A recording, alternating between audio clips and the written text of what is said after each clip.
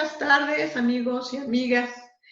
Esta tarde estamos con una mujer maravillosa y una amiga formidable en Tardes con Derechos Humanos en Movimiento. Ella es Mariela Saldívar, diputada del Congreso de Nuevo León, amiga, compañera de luchas, ¿cómo les puedo decir? Como la lucha contra la corrupción, por los derechos de las mujeres, por los sectores que históricamente han sido vulnerables o que han sido excluidos en este país. Ella es internacionalista, tiene 2 maestrías, una en negocios, otra en análisis político y de periodismo. Pues hoy queremos conocer tus luchas, queremos conocer tus causas, todo lo que has hecho en el Congreso, pero también saber qué te mueve como persona, tu historia y tus sueños. Porque ya lo comentaba Galeano, la utopía sirve para caminar. Y aunque esté en el horizonte y nunca vamos a llegar a ella, vamos alcanzando esos sueños por los que queremos y por los que luchamos para cambiar este país que día a día creo que ahí la llevamos y que las nuevas generaciones van a seguir este camino. Ya las jóvenes estamos aquí, están en el presente y van a continuar las nuevas generaciones. Pues, querida Mariela, la primera pregunta sería, ¿por qué estás en política y desde cuándo? Muy buena pregunta, Laura. Muchísimas gracias por esta invitación. Buenas tardes a todas y todos. Es un enorme gusto estar aquí en Tardes con. Y bueno, les tengo que confesar que yo nunca imaginé que iba a estar en política. Yo vengo de orígenes humildes, fui una niña siempre muy estudiosa y como esas que siempre están reclamando, de esas que siempre están como buscando la justicia y estudié con becas, salí adelante porque sí venía de unos orígenes con muchas carencias, muchas necesidades. Hice una carrera en la iniciativa privada y ya cuando tenía ya una posición más cómoda, más, digamos, donde ya la preocupación económica ya no era tal, donde podía ayudar a mi familia, a mi mamá. Y al ver y contrastar realidades de México con otros países, porque por mi trabajo me tocaba viajar muchísimo. Yo tenía una oficina en Brasil y una en Estados Unidos cuando trabajaba en la iniciativa privada. Es ahí donde empiezo a decir, es que no es posible que vivamos así en este país, donde tenemos gobiernos que se roban todo y donde tenemos cada vez más carencias. Yo sentía que teníamos más carencias y es ahí como decido dejar mi carrera en la iniciativa privada, lo que en inglés le dicen dream job, ¿no? Mi sueño hecho realidad, donde era una posición ejecutiva, donde viajaba todo el tiempo, donde tenía 2 oficinas en el extranjero, cosas así. Y decido convertirme en activista, activista política, porque realmente lo que hacía era un monitoreo y evaluación de los gobiernos, con mucho empuje en ese sentido. Los temas de fiscalización, de combate a la corrupción son los que a mí me mueven. Y por cosas del destino, alguien necesitaba una diputada suplente porque le había renunciado su suplente, la entonces candidata Concepción Landa. En el 2015 buscaba una suplente porque su suplente había renunciado y es ahí cuando me invita y bajo la promesa de que nunca iba a ser diputada. No, yo les decía, es que yo no quiero ser política, yo quiero estar en el activismo, yo quiero empujar desde afuera. Y ella me decía, no te preocupes, no va a pasar nada. Y a la vuelta de la esquina, ella es nombrada o le proponen ser secretaria de Cultura en Chihuahua, tiene que renunciar al Congreso y es así como llego por primera vez como diputada, ¿no? Entonces llego como diputada local, fresquecita, sin experiencia política, realmente una cuestión fortuita. Antes de eso ya había trabajado 2 años en gobierno, invitada por un maestro de mi segunda maestría, el ex gobernador y ex senador Fernando Elizondo Barragán. Entonces me invitó brevemente, pero bueno, mi paso a la política realmente fue en esta circunstancia donde llego como diputada al Congreso 1 año. Y como me gustó, y como dije, creo que puedo hacer más, compito por una reelección en el 2018 y es ahora como soy diputada por reelección por Movimiento Ciudadano, ya estoy en mi tercer año de esta segunda legislatura.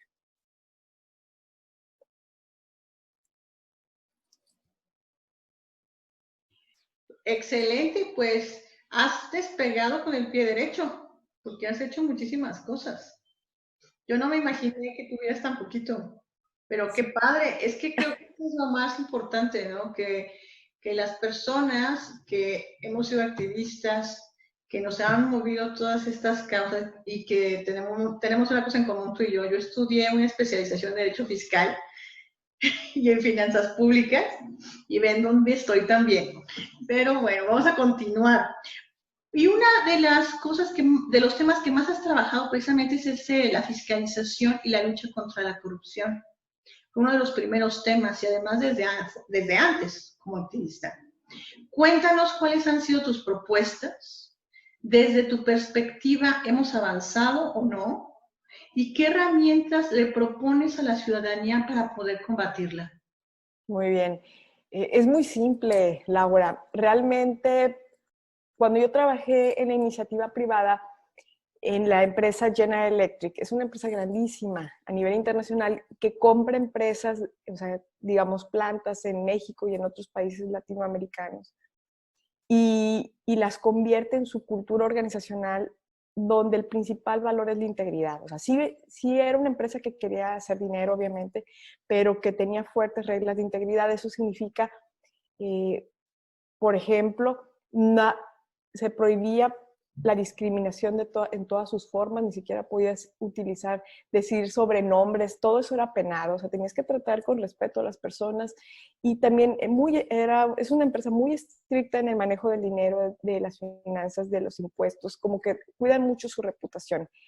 Y a mí me impresionaba cómo llegaban de repente a los países en México, ¿no? En Veracruz, o sea, en contextos donde dices, no, aquí no se puede combatir la corrupción porque es cultural. Bueno, llegaban a la empresa, establecía las reglas del juego y cruzando la puerta era un cambio de cultura para los empleados, ¿no? Ya sabían que dentro de GE, de General Electric, se tenían que comportar de cierta forma y ya en las tardes, en las noches, en sus casas, pues ya se podían seguir comportando como quisieran.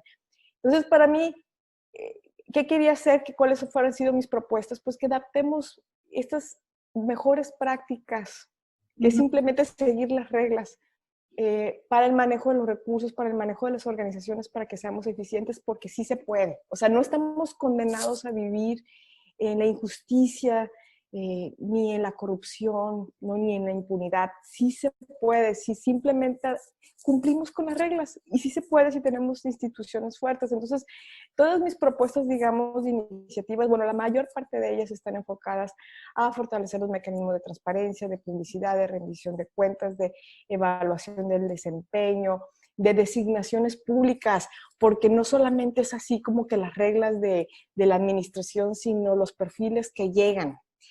Y luego, en el camino, digamos que me di cuenta que se necesita, no toda la gente se atreve a hacer estas propuestas porque están como que jugando con las otras reglas del juego, digamos, tradicional, que no es el dark side, ¿no?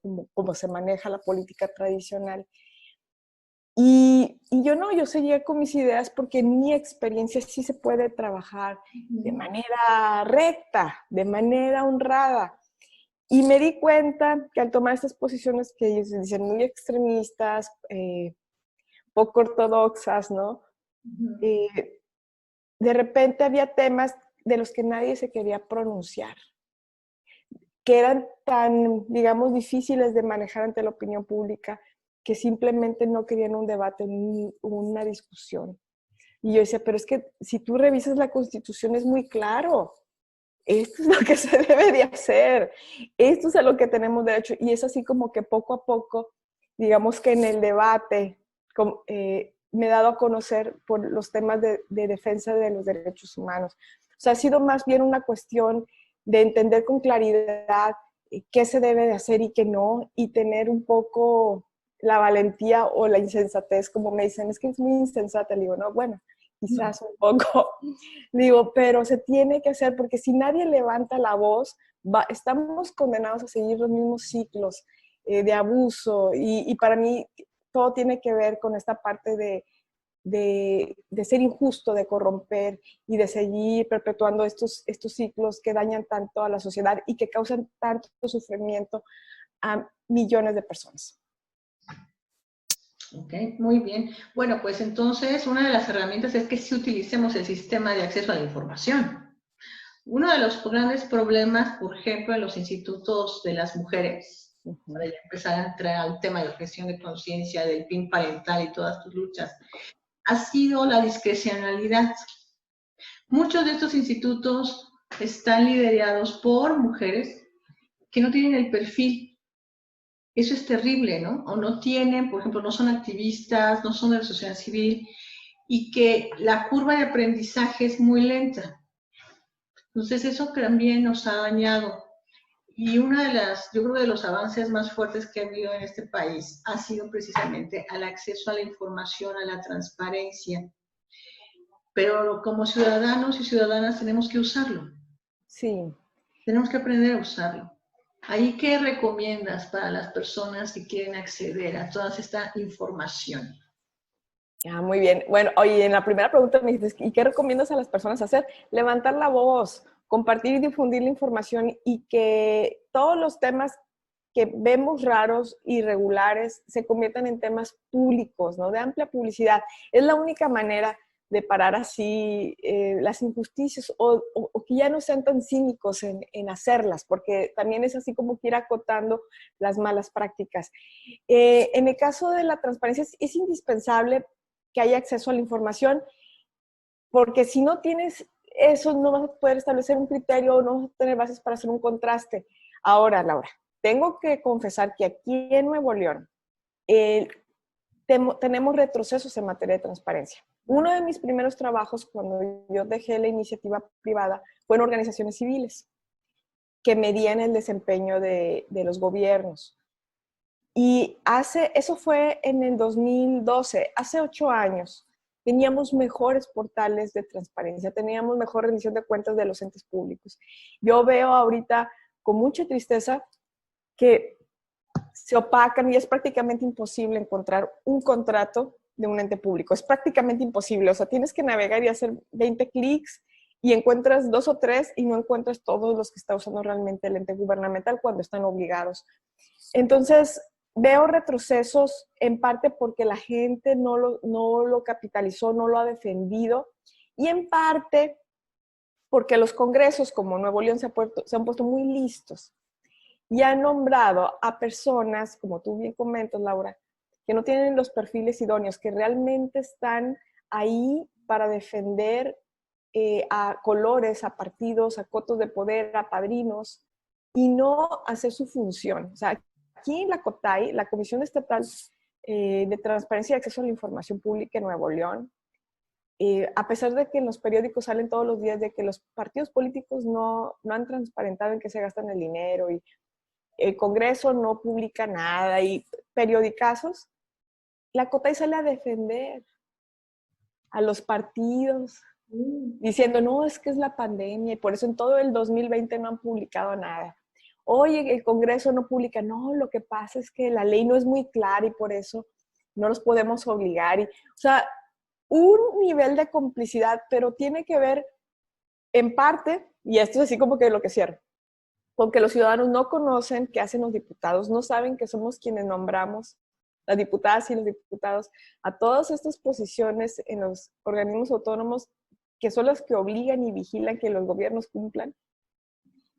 Y la única manera de revertir esto es que los ciudadanos conozcan más a sus diputados y a sus diputadas, que conozcan qué hacemos y nos estén vigilando, porque si no sucede eso, vamos a seguir nombrando a personas a veces hasta innombrables en posiciones relevantes, y vamos a seguir, y lo que sucede es que nos condena a 6, 8 o 20 años, porque los nombramientos que hacen los congresos duran eso, a veces hasta 20 años en una magistratura, a no tener una buena función en ese ente público o no tener acceso a la justicia en el caso de las magistraturas. O sea, las consecuencias de las decisiones que toman los diputados pueden durar décadas. décadas de daño a la sociedad. Qué barbaridad, sí, y es muy importante transparentar también esos procesos de elección, porque tampoco se sabe cómo se eligen, cuáles son los parámetros, cuáles son los criterios de elección para tal puesto. Eso también es muy discutible. Y bueno, pasando a un tema muy importante para nosotras, ¿sí? En Nuevo León, cuando el Congreso se discutió la objeción de conciencia, tú fuiste una de las primeras en oponerse, pues violaba los derechos no solo de las mujeres, sino de otros sectores sociales vulnerables, excluidos, como de esa comunidad LGBTQ+. Por favor, dime, cuéntanos, ¿qué implicaba esa propuesta? ¿Cómo se planteó la objeción de conciencia en el Congreso y qué pasó? Porque además no solamente era en el sector salud, sino que eran como 3 propuestas, ¿no? También en educación, me parece. Y eso, pues las personas no lo sabemos en general, ¿no? En Nuevo León los ciudadanos no lo conocían. Cuéntanos, por favor. Sí, híjole, oye, y voy a tomar un pequeño paréntesis porque ahí fue mi salto como a la defensa de los derechos humanos. Sí. El primer año de la legislatura, yo estaba en todas las comisiones hacendarias, ¿ok? Y estaba como presidenta de la Comisión de Desarrollo Urbano e impedí que se privatizaran algunos, bueno, 56 hectáreas de áreas verdes municipales. Fue una lucha tremenda, pero digamos que eso más lo que había hecho en la parte de fiscalización de cuentas públicas, impedí que se aumentaran unos prediales. El Congreso como que me castiga y me quita de ciertas comisiones, me quita de la presidencia de Desarrollo Urbano y deja desempleado al que era mi secretario técnico, un muy buen abogado en materia de en la Comisión de Desarrollo Urbano. Les platico todo esto porque eso fue en los primeros días de septiembre y yo me preguntaba, pues, ¿qué voy a hacer? ¿No? Y aparte tenía un asesor que rescaté y o sea, para que no se quede desempleado y bueno, ¿y qué va a hacer? Y yo le dije, ¿sabes qué? Pues ni modo, vamos a replantear nuestro trabajo en esta legislatura. Por favor, ayúdame a revisar todos los dictámenes de comisiones en los que no estoy. Yo no estaba, o sea, no estoy en ninguna comisión ni de legislación, ni de puntos constitucionales, ni de salud, ni de derechos humanos, en ninguna de esas. Todas estarán en finanzas y movilidad y desarrollo urbano. Esos son mis temas, ¿no? Y así le pedí a mis asesores, hicimos un reacomodo y me dice un asesor, oiga, diputada, este dictamen se ve bien raro. Dije, están haciendo una armonización de una ley que es inconstitucional a nivel nacional, que está impugnada por la Comisión Nacional de Derechos Humanos. Solamente Morelos la ha armonizado y también está impugnada porque es inconstitucional. Y aquí en Nuevo León insisten y es parte. Y oye, ¿en qué consiste? ¿Qué tiene que hacer? Dijo, no, ya me explica el asesor. Mire, y ya me pasaron varios links. Objeción de conciencia. Que el médico se pueda abstener de dar algún servicio, prestar algún servicio de salud, si eso contraviene sus creencias personales, sin ningún tipo de parámetros, sin ningún informe, sin ninguna razón, sin ninguna información y sin remitir a la persona a otro personal médico que le pueda dar el servicio a esa persona. Y luego me mostraron en la Ciudad de México, ya se hizo esa armonización de objeción de conciencia, pero siempre se tiene que dar la atención. Se remite a personal no objetor. ¿Por qué? Y ya revisando más la lógica de la controversia constitucional, ¿por qué esta medida afecta a las personas que ya enfrentan discriminación? A las personas de la comunidad LGBT, a las personas en condición de SIDA, a los indígenas, a las personas en situación de cárcel o en extrema pobreza, personas que ya sufren discriminación para acceder a los servicios de salud.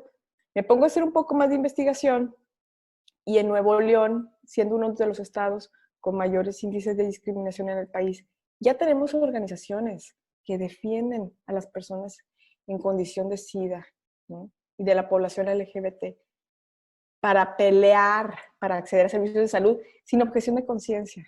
Entonces, para mí fue muy claro que teníamos por ahí un reto, ¿no? un enorme riesgo de que esto se aprobara. El discurso de los diputados, bueno, los diputados, porque realmente fueron del PAN y el PES ultraconservadores, es que decían, esta medida es para evitar los abortos. Y yo les decía, ese es un tema. Pero el otro son todas las consecuencias donde afectas a todas las minorías más vulnerables.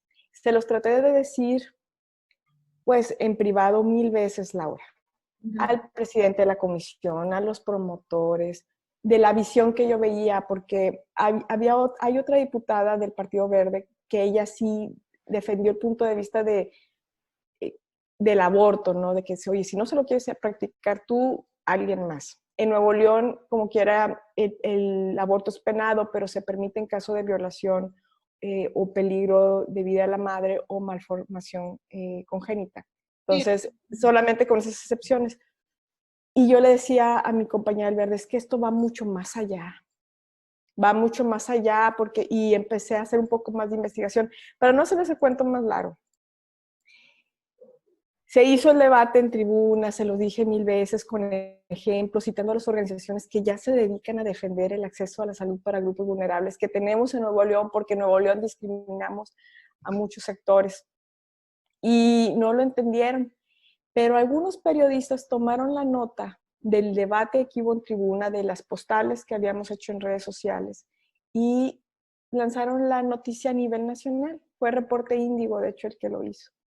Y de ahí grupos de defensa de los derechos humanos se indignaron tanto que empezaron a debatir el tema en Twitter, en redes sociales. Inclusive se involucraron por ahí el ex magistrado Cosío Villegas, ¿no? Sí. José Ramón Cosío. El magistrado en retiro. El magistrado en retiro. Y una gran trayectoria de defensa de derechos humanos de las personas con VIH, que viven con VIH o que han desarrollado SIDA, también LGBTI y también género. ¿Sí? Exacto, sí, fue algo impresionante. Pero creo que aquí un factor que, bueno, ese pronunciamiento, pero creo que un factor también crucial fue que mucha gente se enteró porque también fue como un escándalo donde inclusive hicieron memes, donde se hicieron muchos chistes alrededor de eso. Justo era el fin de semana, hace un año, donde se iba a cambiar el horario el horario de verano al horario de invierno.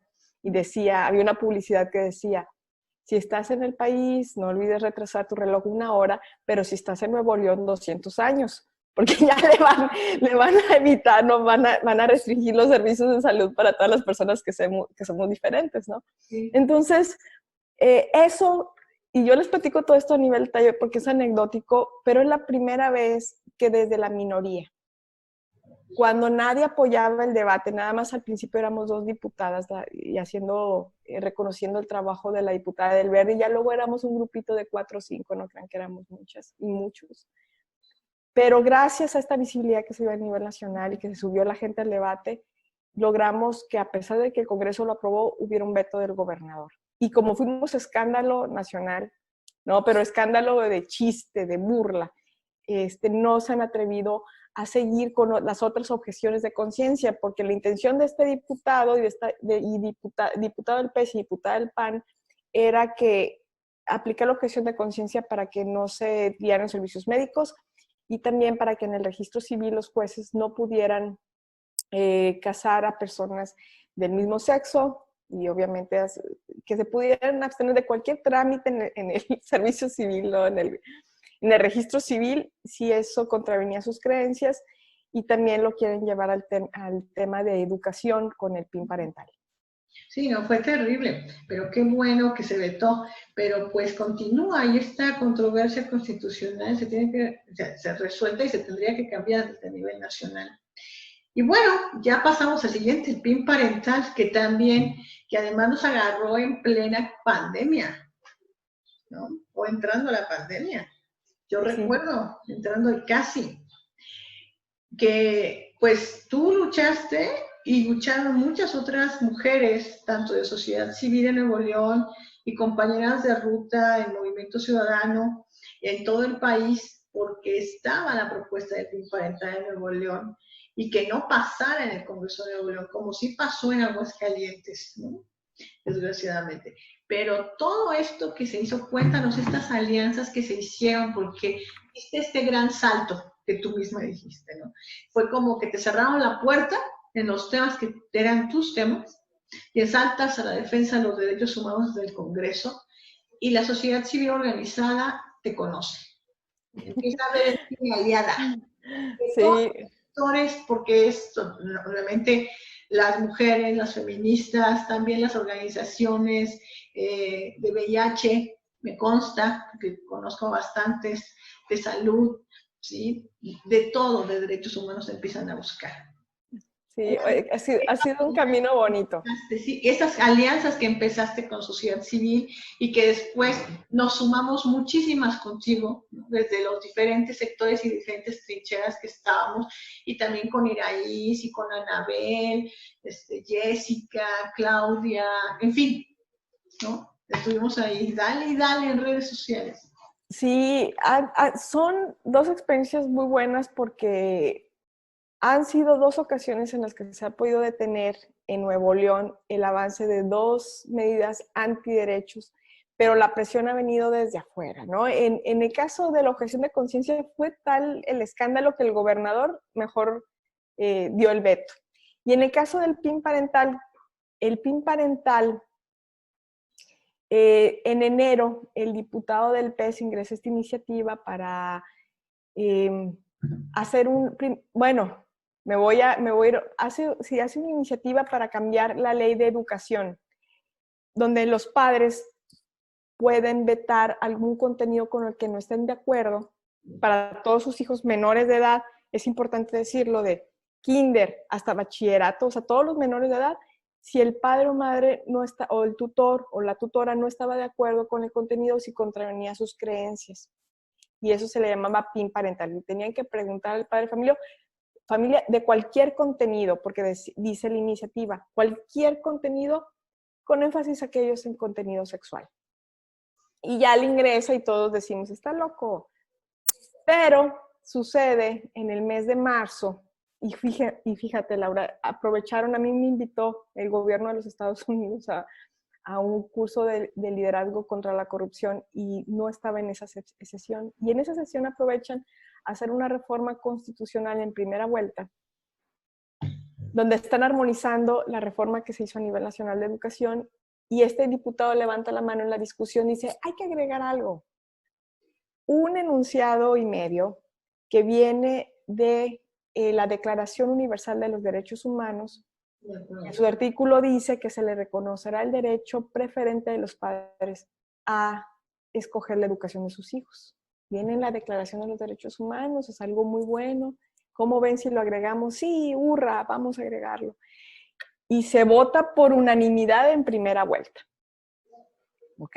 Yo regreso 2 días después, 3 días después. ¿Qué pasó? No, pues que se aprobó por unanimidad y ya me empiezan a decir mis asesores, diputada, también se ve raro, porque este mismo diputado es el que hizo esta reforma en la ley de educación, y si se reconoce el derecho preferente de los padres, puede avanzar el PIN parental, esta iniciativa de reforma en la ley de educación para vetar todo el contenido sexual.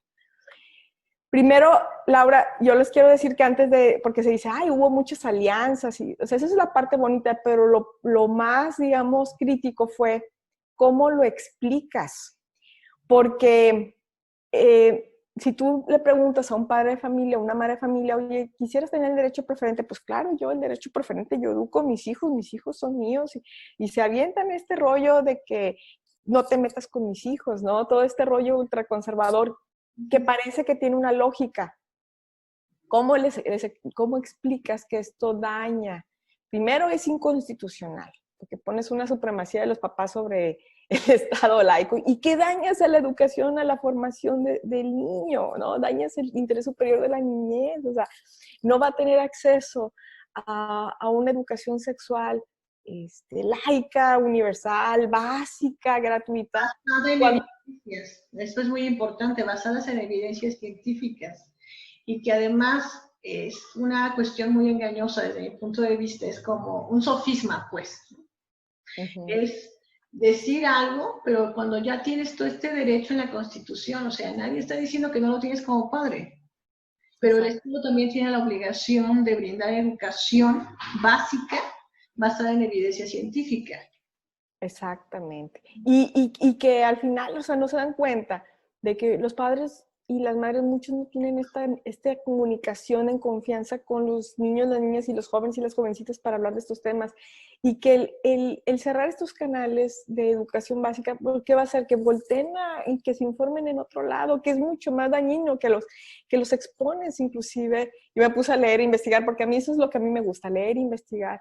Los expones inclusive en riesgo a que puedan tener algún abuso sexual y que ni siquiera lo puedan verbalizar o explicar o que lo puedan más o menos poder comunicar o entender, o inclusive a un embarazo a muy temprana edad, ¿no? Si no tienen esos conceptos básicos que se dan con evidencia científica de acuerdo a la edad.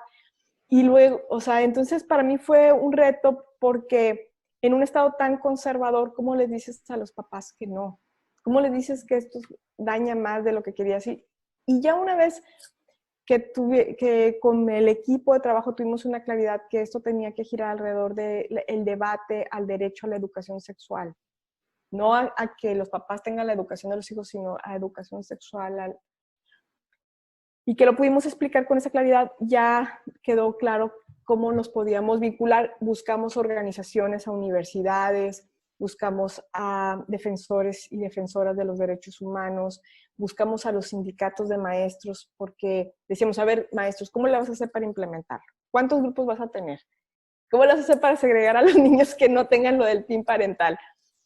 Y aquí, Laura, tú decías, en plena pandemia, sí, fue al principio de la pandemia, pero en este caso en particular nos jugó a favor, porque los chavos y las chavas estaban en sus casas, medios aburridos, medios aburridas, y cuando empezaron, oigan, pongan atención, quieren prohibir la educación sexual en las escuelas, y esto afecta hasta el nivel bachillerato, que ya no se puede hablar de eso en secundaria. Eso prendió la indignación de los jóvenes y las jóvenes, ¿no? Y empezaron esta campaña en redes a defender sus derechos a la educación sexual, no al PIN parental, ¿no? Yo tengo derecho a la educación sexual. Y esto fue lo que causó que, como bola de nieve, en redes sociales, con jóvenes de Nuevo León, pero también de otros estados del país, empezar a hablar del PIN parental. Y a pesar de que ya era una reforma que estaba planchadísima con todas las fuerzas políticas del país, una noche antes de la votación, dos partidos se echan para atrás, o sea, Morena y el PRI, se unen a Movimiento Ciudadano, y es así como ya no se logró la mayoría de los votos para que saliera adelante. Pero aquí, Laura, yo creo que son dos claves.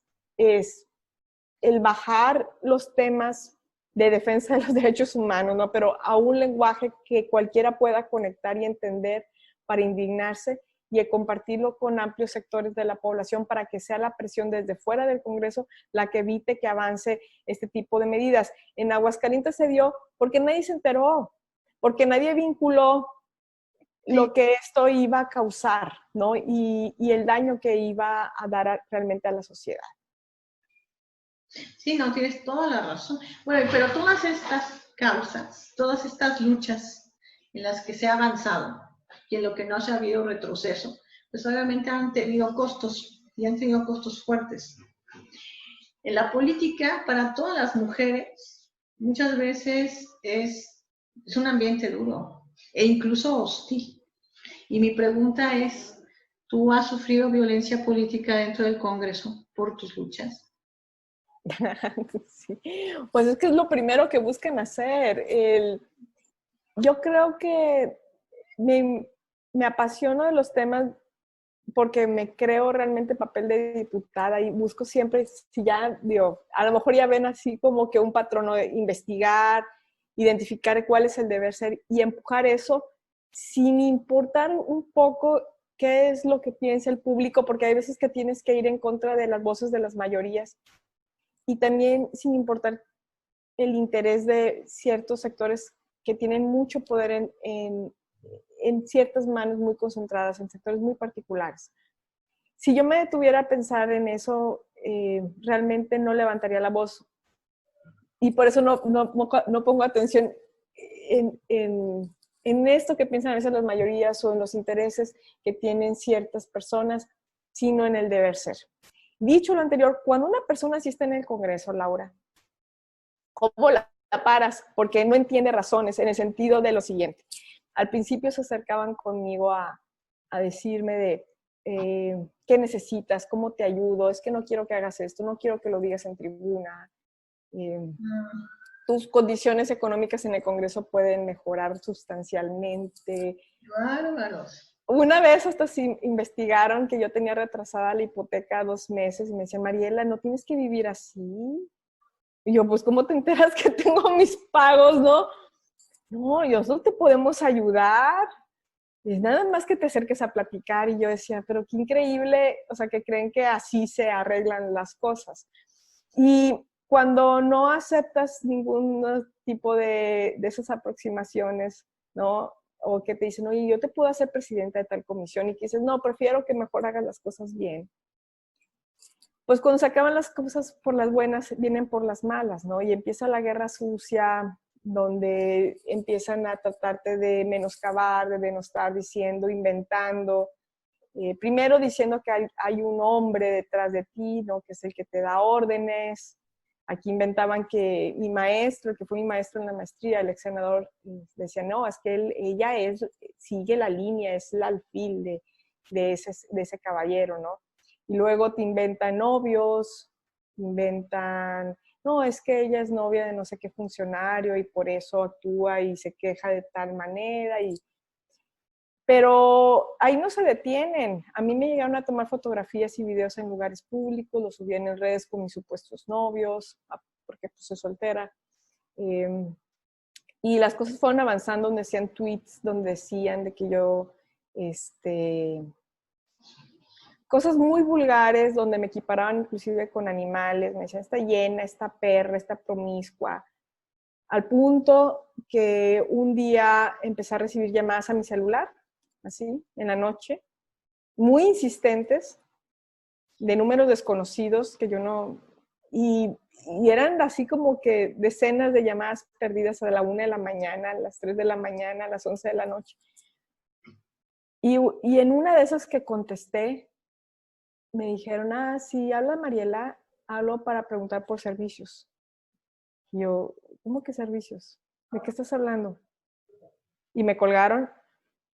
Busqué mi número en internet y resulta que alguien había puesto un anuncio de servicios sexuales con mis fotografías de redes sociales, con mis datos reales de ubicación y de teléfono, mi teléfono personal. Y una descripción muy gráfica de todos los servicios sexuales que supuestamente yo realizaba. Entonces ya con todo eso, bueno, también entré en la disyuntiva de qué hacer, ¿no? Porque la parte tradicional te dice, no hagas nada, así es la política, todas aguantamos vara, le sucede a mucha gente. Y la otra yo sentía, no, esto no puede ser. De alguna manera lo tengo que articular y poder hablar de ello para decir que esto no se vale, aunque muchos lo hayan sufrido. Y es así como el 8 de marzo del 2018 decido en el marco, yo hice un evento en el Congreso del Día Internacional de la Mujer, discutimos violencia de género y es donde les digo, no podemos defender a otras mujeres si no nos defendemos nosotros. A mí me está pasando esto es violencia política, me están sexualizando, me están cosificando, quieren que renuncie, quieren que menoscabar mi función como diputada y esto no se vale. Y denuncié públicamente los hechos e hice también mucha comunicación explicando qué era violencia política de género y por qué la vergüenza no caía en mí, sino en aquellos que estaban haciendo esas publicaciones, esos videos y esos sitios en redes sociales. La buena noticia, Laura, es de que toda esa información la borraron. Ha habido intentos de tiempo en tiempo de sacar videos inventando cosas. Yo ya me sé el camino, es denunciar. Hablar de ello públicamente, esto es violencia política. Y yo no me voy a quedar callada. Y creo que ha sido algo, una experiencia, oigan, de la crisis, no la satisfacción, porque ya es menos, ya se entiende, o sea, que es violencia política de género al menos, y creo que ya están buscando otras formas de presión, ¿no? Porque sí, las amenazas siguen, o sea, llegan hasta las amenazas de muerte. Pero, ya hay como estos mecanismos y el camino para que ya no se sigan repitiendo estos patrones. Hay diputadas de otros colores que se acercan conmigo y me dicen, me están haciendo esto y esto y esto, ¿qué hago? Y yo, no, pues vamos a denunciar, yo te ayudo. Y es así como hemos parado un poquito de estas malas prácticas en Nuevo León. Pues hiciste un trabajo muy valiente y además una resiliencia fantástica. O sea, no cualquiera logra esto, porque después viene la revictimización hacia quien denuncia. Y pues, ¿qué te puedo decir? Sabes perfectamente que cuentas conmigo y con muchísimas otras mujeres y que eso es lo que tenemos que hacer, ser sororas y unirnos para que nadie de nosotros sufra violencia política por razón de género, de ningún tipo, ni psicológica, ni sexual, de ningún tipo, ninguna, ¿no? Y bueno, pues esto me lleva a otra pregunta, la reforma. La gran reforma que tuvimos, donde ya por fin hay un delito de violencia política y que se hizo esta reforma en diferentes leyes, o sea, por eso es la gran reforma. Y también fue tema en Nuevo León, la paridad, la violencia. Sí, y estamos retrasados. Sí. ¿Cómo vamos ahí? Cuéntanos, ¿cómo vas ahí? Bueno, oye, y me voy a quedar con un pedacito del anterior y decirles que esto fue posible efectivamente, que yo pudiera hacer la denuncia gracias a la sororidad, a una red de mujeres que me han apoyado y de que no naces con las gafas violetas. No. No, te van saliendo, ¿no? Conforme vas avanzando en la función pública, que es un ambiente súper hostil. Yo no me consideraba feminista, pero después de todo esto digo, feminista y hay que seguir creando feministas porque realmente es un ambiente muy hostil y uno no se da cuenta hasta que como que poco a poco ya lo empiezas a percibir y ves que se puede cambiar. Y en ese sentido, después de esta violencia política, de objeción de conciencia, PIN parental, dijimos, pues bueno, vamos con todo para lograr la paridad y un ambiente libre de violencia política contra las mujeres a razón de género. Y resulta que no fue tan fácil, Laura. Ahí sí no fue tan fácil. Paridad nosotros descubrimos que es realmente un tema donde hay muchas resistencias para cambiarlo, no solo por el machismo, sino porque representa atentar contra muchos intereses que ya tienen los partidos políticos tradicionales aquí en Nuevo León, PRI, PAN principalmente, ¿no? También Morena porque ha votado varias designaciones públicas sin cumplir con la paridad. ¿Por qué? Porque ya tienen al compadre, al amigo, al cuate destinado a tal alcaldía, a tal diputación, a tal magistratura, sin importarles que prácticamente no hay mujeres en los gabinetes, ni en el Poder Judicial, ni en los organismos autónomos.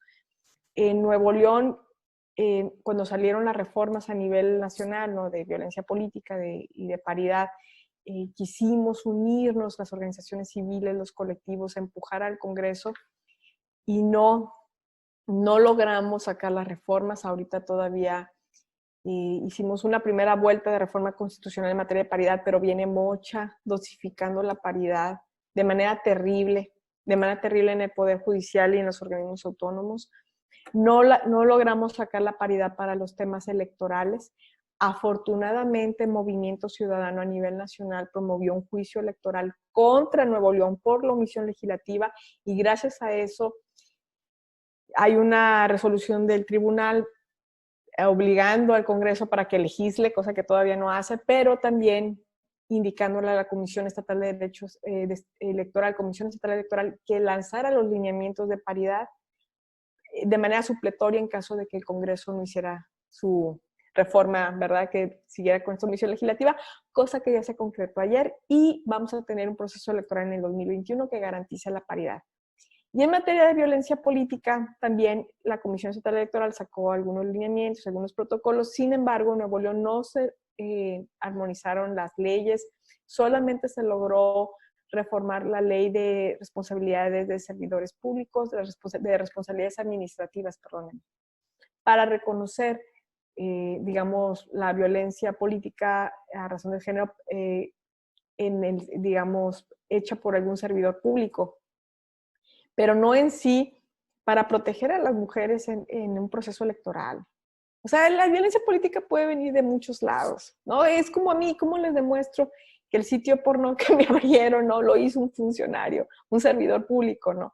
Entonces realmente vemos un interés particular de las fuerzas políticas locales de no concretar las reformas de paridad y no concretar las reformas de violencia política de género.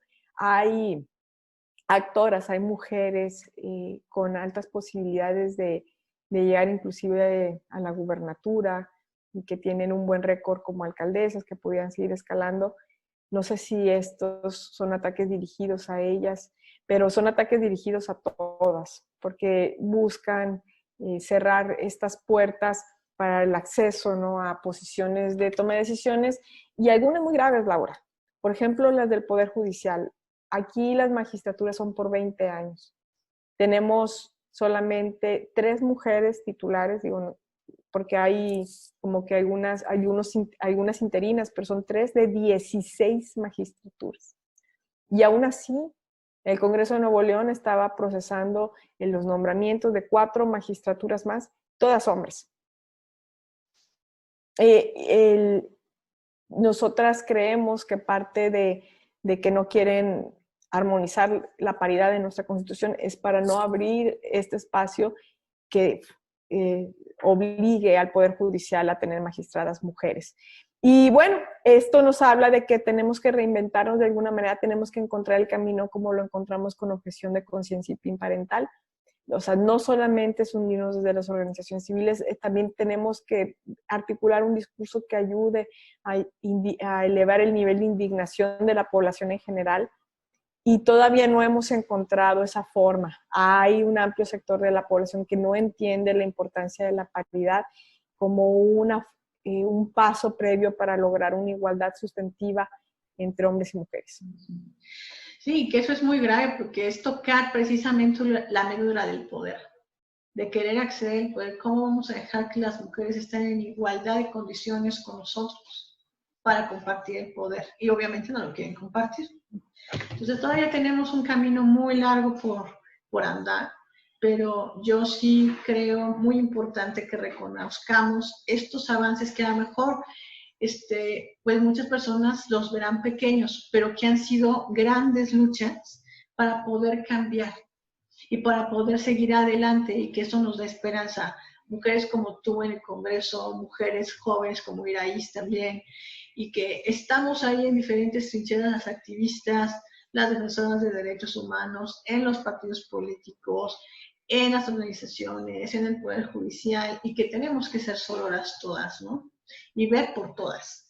Y bueno, ahora le voy a dejar la palabra a Fer, porque tenemos una sección en este programa que ella pues dirige, que es la palabra de las mujeres jóvenes. Fer, adelante. Gracias. Hola, diputada, buenas tardes. Buenas tardes. Pues queremos conocer qué es lo primero que se le viene a la mente en una sola palabra cuando escucha respeto.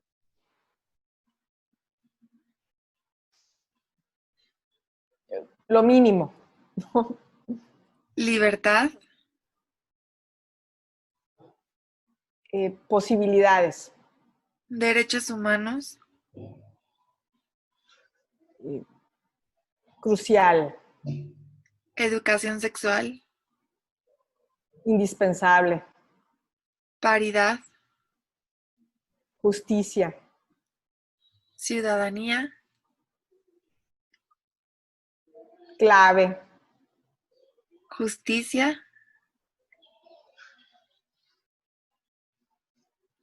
Primordial. O sea, es que sin justicia no puedes vivir en sociedad. Oye, en una palabra me la pones muy difícil, Fer.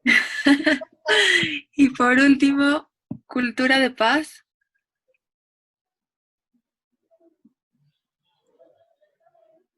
O sea, necesaria, como que necesitamos seguir desarrollándola, en desarrollo.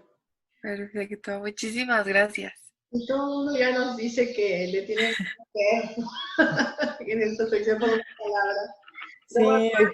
Una de las primeras que sí lo hace en una palabra o trata de hacerlo en una palabra, porque la gran mayoría no dice una palabra, dice más.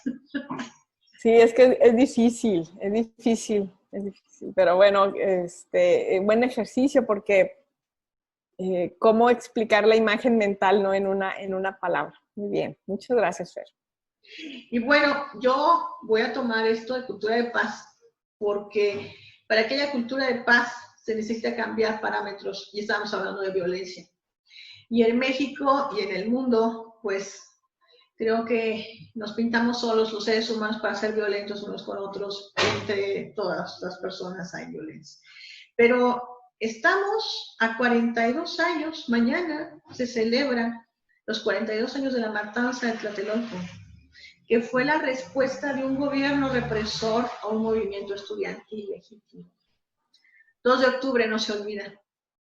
Y bueno, tú y yo estábamos platicando sobre este tema antes de hacer el programa. Y esto nos cimbró a todos, a la generación del 68, de los jóvenes del 68, pero que sigue cimbrando a los jóvenes de ahora. Y porque la violencia continúa. Y tú me decías ahí varias cosas, pero no quiero decirlas yo. Quiero que tú me cuentes y que nos cuentes para ti qué te significa personalmente como mujer activista el 68, la matanza del 68. Sí, gracias, Laura. Bueno, yo te platicaba de que nací en la Ciudad de México y mis papis vivían en Tlatelolco, precisamente en el edificio Chihuahua, que es el que está justo en la Plaza de las Tres Culturas. Mis recuerdos de niñez eran siempre ir al kindercito que está en la planta baja, ver la pirámide, realmente la iglesia, o sea, realmente siempre fueron ahí y me despertó mucha curiosidad lo que había pasado en el 68, porque mi mami y una tía platicaban de lo terrible que había sido ese momento, de la desesperación de jóvenes que habían estado manifestándose en esa Plaza de las Tres Culturas y que cuando empezaron los disparos corrieron a los edificios, entre ellos el edificio Chihuahua, y subieron las escalinatas. Antes Tlatelolco no era como es ahora, ¿no? Que está todo encerrado y es prácticamente ingresar a los edificios. Antes era un acceso libre, ¿no? A los edificios, y que iban ellos desesperados tocando puerta por puerta,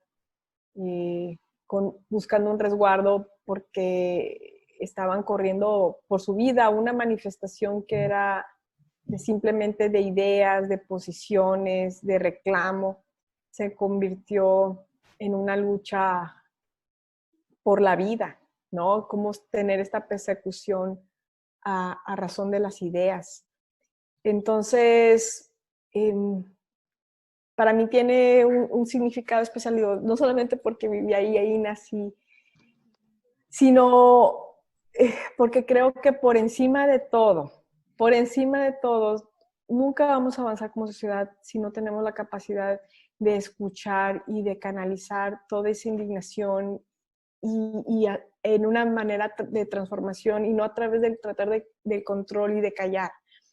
Creo que no hemos aprendido como sociedad, porque siento que los jóvenes y las jóvenes, o sea, y Fer no me dejará mentir, tienen mucho que decir, sienten indignación, sienten enojo y no están encontrando los caminos para canalizar esa indignación. Sí, en redes sociales, sí, pero al final del día van a buscar otros caminos, y si nosotros en nuestra generación no encontramos la manera de canalizar y seguir creciendo como sociedad y seguimos repitiendo los mismos patrones, estamos condenando a nuestra sociedad. ¿Y qué va a ser de México si sigue un presidente tratando de tapar el sol con un dedo, diciendo que no existen ciertas situaciones de las que todos estamos conscientes y que está causando una gran indignación de un sector que lo apoyó muchísimo? Entonces, para mí es digamos, muy significativo que tengamos este programa justo un día antes de esta celebración. Para mí es como un día de la no violencia y de recordarnos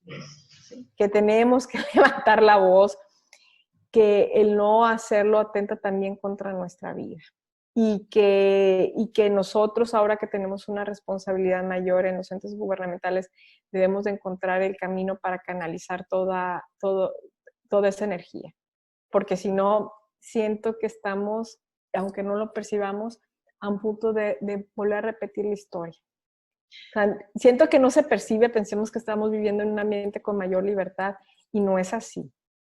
Estamos entrando en un régimen súper autocrático, controlador, donde solamente una verdad importa, donde buscan callar inclusive ahora la prensa. Y eso es desalentador, porque significa que no hemos aprendido de lo que vivimos hace más de 40 años.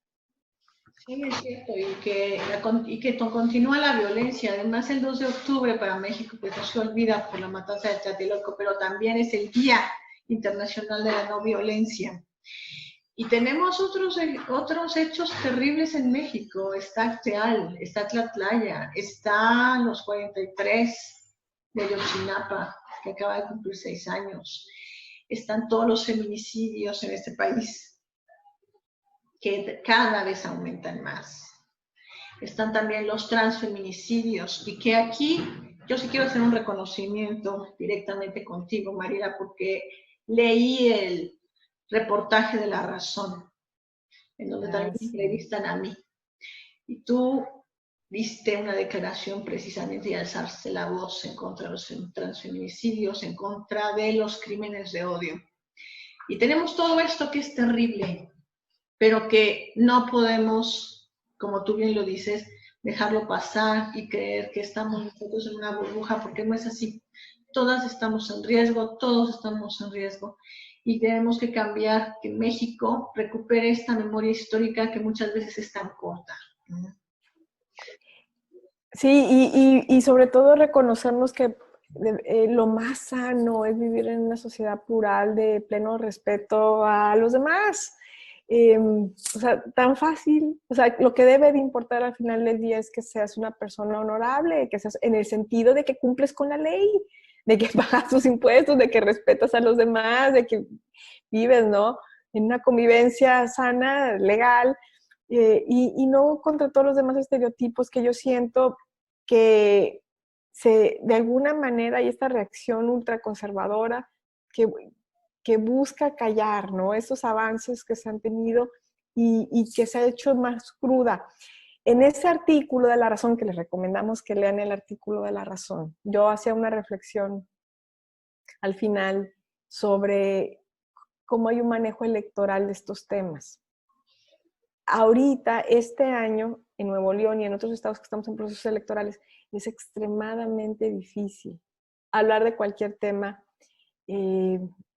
sobre la comunidad LGBT, sobre el aborto, sobre los derechos sexuales y reproductivos, porque vienen estas amenazas. No te pronuncies, porque viene la cuestión electoral y no van a votar por ti, porque tienes estas ideas progresistas. Y yo, ¿cuál progresista? Es solamente lo que dice la Constitución. O sea, ahorita solamente lo que dice la Constitución es constitucionalistas, en todo caso será. Y desafortunadamente los grupos conservadores sí han encontrado como esta forma de organizarse para tratar de limitar los liderazgos para que no prosperen de manera electoral por estas ideas de defensa de los derechos humanos, constitucionalistas al final del día. O sea, realmente no somos tan progresistas como podríamos ser. Y cómo son estos otros intereses, ¿no? La del quedar bien con el presidente, el de quedar bien con estos grupos, los que empiezan a dominar la discusión y no en sí lo que tú bien dices, Laura. La forma tan cruda, tan violenta en que se están tratando algunos grupos, el silencio cómplice de las decenas de niñas que desaparecen a diario, de las redes de trata de personas, de todos estos problemas de las que mueren en abortos clandestinos, de todos estos problemas que tenemos como sociedad que nos lastiman tanto, ¿no? Que no deberían de suceder en esta época y de los que ya por la dinámica electoral muchos y muchos ya no están dispuestos ni siquiera de hablar. Ya no se diga de defender y legislar, de hablar.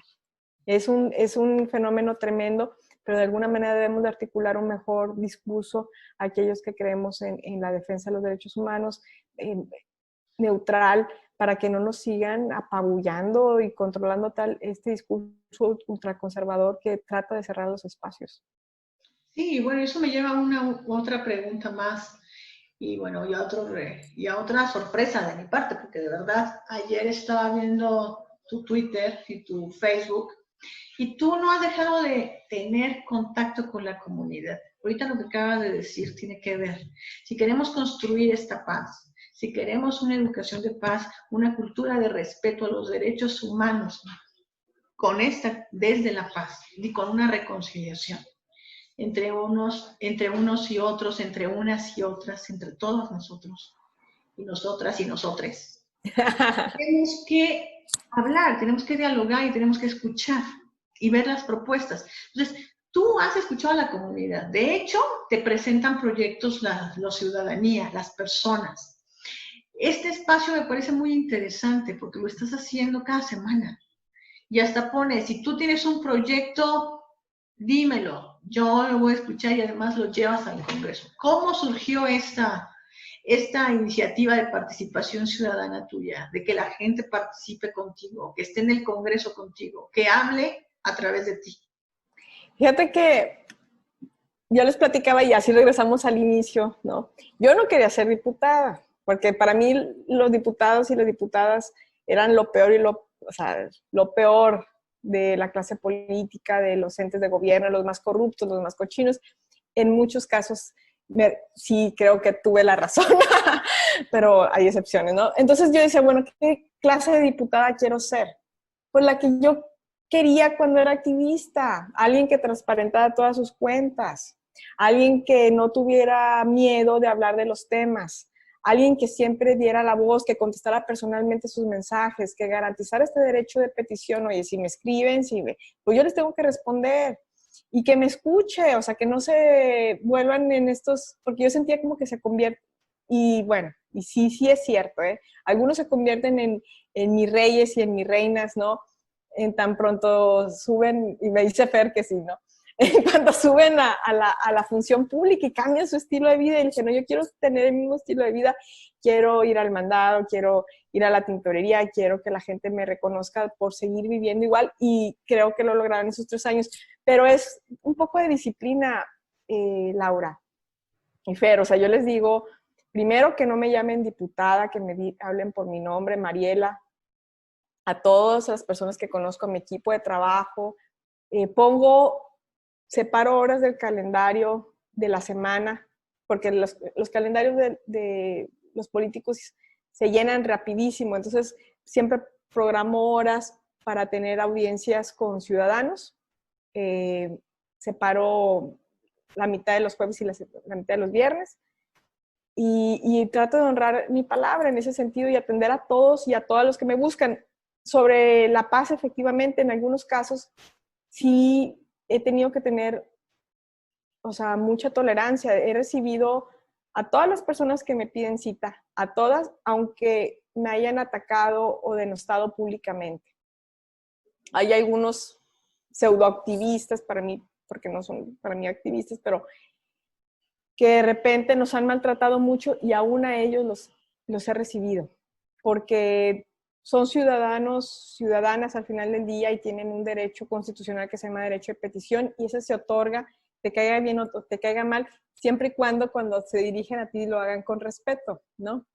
Entonces, yo creo que es parte de la disciplina y es parte de esta idea de tratar de ser la diputada que yo quería ver cuando era activista, que yo quería tener en el Congreso, la que me representaba, que me llegue a representar o me representara cuando yo estaba fuera de la arena pública. Muy bien. Bueno, y con todo este trabajo, ahora sí voy a hacer una pregunta ya para conocerte más de manera personal. ¿A qué horas descansas? ¿Qué haces en tu tiempo libre si lo tienes? Sí, pues es un proceso, Laura, también de disciplina. A mí me gusta mucho trabajar, siempre he trabajado desde los 8 años de edad y soy, le dicen workaholic, ¿no? Workaholic en recuperación, ¿verdad? Levantamos todas la mano. Sí, me levanto todos los días a las 5:30 de la mañana, procuro cerrar el celular y los asuntos públicos a las 7 de la noche y ponerme a cocinar y atender a mi familia, o sea, digamos, una dinámica más hogareña. No quiero como que repetir los roles, ¿verdad? Pero me gusta mucho el llevar a esta vida hogareña en las noches, en las tardes, noches. Y en un sentido de disciplina también trato de no trabajar en temas públicos.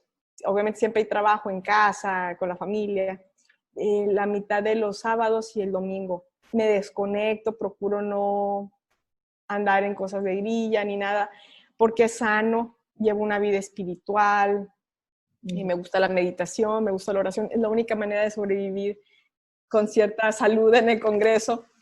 Y mi recomendación es esa para todas las mujeres. 2 recomendaciones. Uno, sobre todo a las mujeres, porque es mucho más duro.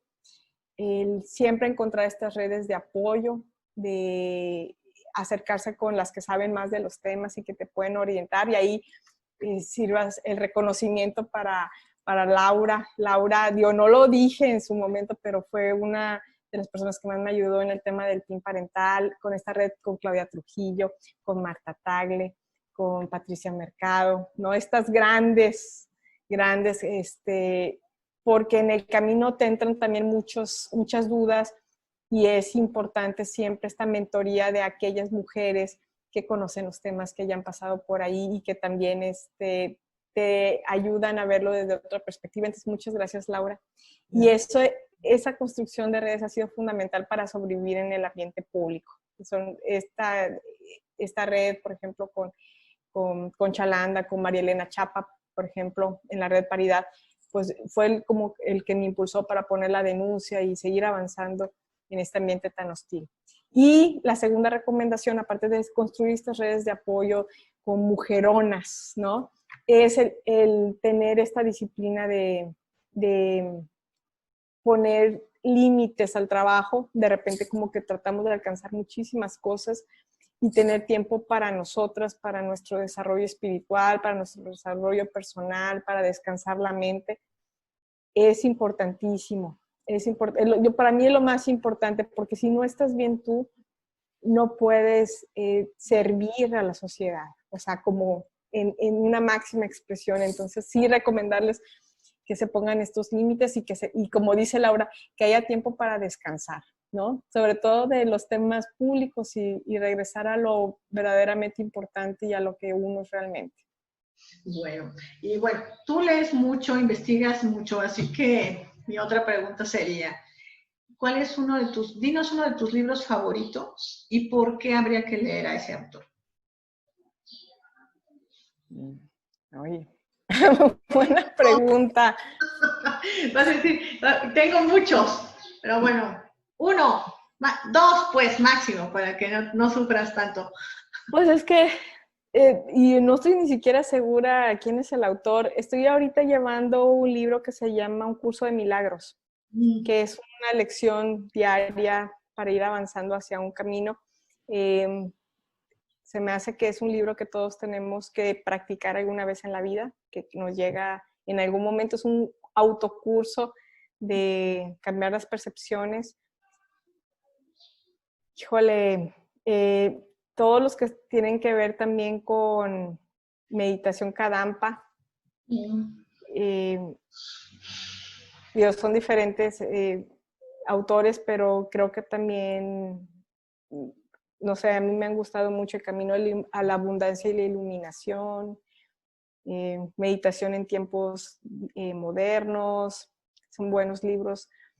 Y un libro que me gustó mucho, que ya no es en el plano de la meditación, pero que me ayudó a entenderme a mí y a entender a muchas personas, es el tema del estudio de los enneagramas. Ah, sí, el enneagrama. Sí, sí. Los enneagramas hay unos es Walter Russo, creo que es el autor. Esos libros también recomendables, hay versiones en inglés y en español, y de Editorial Planeta, muy buenos. No sé, me gusta leer de temas así de corrupción, pero no hay así como que un libro que les recomiendo, pero esos libros que les comenté, así por ejemplo de meditación Kadampa, de el curso de milagros, de enneagramas, siento que sirven para todo, para todas las circunstancias, para todos los momentos, para todas las personas. No, muy buena recomendación.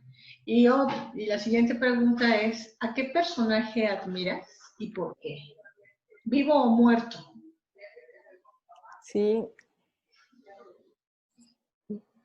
Bueno, hay mucho que se ha escrito sobre la Madre Teresa de Calcuta. No, Sí, pero a mí lo que me impresiona de ella es esta capacidad de servir sin límites, ¿no? Y a pesar de tener dudas. Cuando uno estudia meditación, cree en la oración, siempre estás tratando de encontrar esta voz interior que te guía, esta intuición que te guía, ¿no?, hacia mejores decisiones. Y ella inclusive en momentos donde tuvo una tremenda oscuridad y no escuchaba su voz interior, siguió sirviendo, ¿no? Para mí ese es un ejemplo. O sea, independientemente de la circunstancia, independientemente de cómo esté la vida, uno tiene que servir y tener esta fe sin límites de que es a partir del trabajo y el servicio cómo cambia una sociedad. Entonces, a mí eso me inspira muchísimo porque hay veces que me siento muy cansada. O sea, ya les digo, hay que descansar porque a veces me siento, o sea, llego el sábado en la tarde y ya no puedo, ya estoy muy saturada. Pero ella encontraba esa fortaleza para seguir sirviendo. Ay, no, a mí eso me inspira muchísimo. No, pues muchas gracias por compartirlo. Es que yo me acordé de una frase que para mí también es, pues, un mantra puede ser, o puede ser mi principio y fundamento, que es amar y servir. Amar y servir, exactamente, de San Ignacio de Loyola. Exacto. Amar y servir. Sí, pues sí, formación ignaciana. Ah, muy padre. Pues sí, que no se nos olvide que eso debe ser lo más importante. Me declaro ignaciana. De verdad. Bueno, y si no te hubieras dedicado a la política, ¿qué estarías haciendo ahorita, Mariela? Si no hubieras entrado a la política. Híjole, yo creo que lidercilla de algo, porque, fíjense, antes de entrar, cuando yo les platicaba que venía de orígenes muy humildes, ¿no?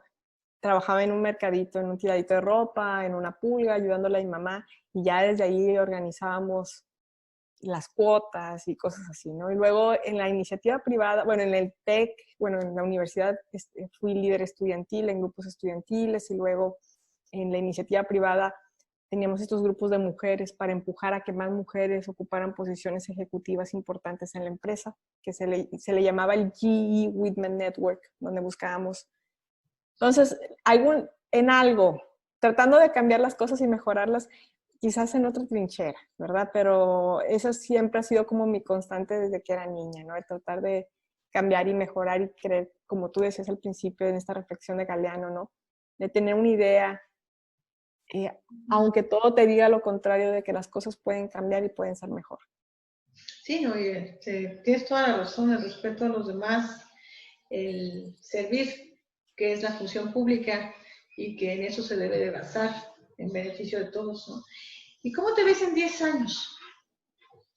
¿Y cómo ves a Nuevo León? Pues no sé, la verdad es bien difícil. Yo nunca me he puesto a pensarme algo así porque el mundo te sorprende y el universo, todo cambia. O sea, yo nunca imaginé que iba a estar en la función pública, nunca imaginé que iba a ser diputada, nunca imaginé que iba a estar haciendo las cosas que estoy haciendo. Quizás, o sea, ¿cómo me imagino? Pintando, llevando una vida saludable, leyendo con gatos, pero no sé en qué voy a estar trabajando, pero seguramente voy a estar haciendo algo. No sé desde qué trinchera, pero seguramente haciendo algo. Ok. Bueno, pues Fer, ¿alguna pregunta? Sí, tengo un par de preguntitas. A ver, si pudieras pedir un deseo y que se te concediera en este momento, ¿cuál sería? Ay, que fuera un mundo justo, que todos cumpliéramos las reglas y que todo se diera en su justa dimensión. que todos tuvieran a lo que tienen derecho, eso es todo. O sea, es que para mí eso es fundamental porque ya sería cuestión de que cada quien decidiera o no qué hace o deja de hacer para obtener o no lo que quiere o merece, ¿no? Entonces, que hubiera justicia. Uh-huh. Muy bien.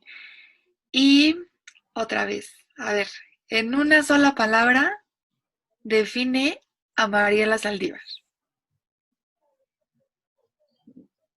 Trabajo, lucha, ¿no? Algo así. Muchísimas gracias. Sí, gracias a ustedes. La verdad es que fue una tarde de café súper rica. La verdad me sorprenden, son muy buenas entrevistadoras y bueno, ojalá que todo lo que comentamos sirva sobre todo, bueno, a todas y todos, pero sobre todo a otras mujeres, ¿no? Para que también den el paso al frente y vayamos cerrando filas hacia un entorno más igualitario y justo. Porque no va a llegar, tenemos que hacerlo. Eso es como que mi gran aprendizaje. No, pues muchas gracias a ti, Fer y yo te agradecemos mucho esta entrevista. Y pues debe de ser la primera de muchas, ¿no? Porque vamos a seguir aquí caminando para alcanzar esos sueños. Pues amigos y amigas, esto ha sido todo por hoy. Nos vemos el próximo jueves. Hasta luego.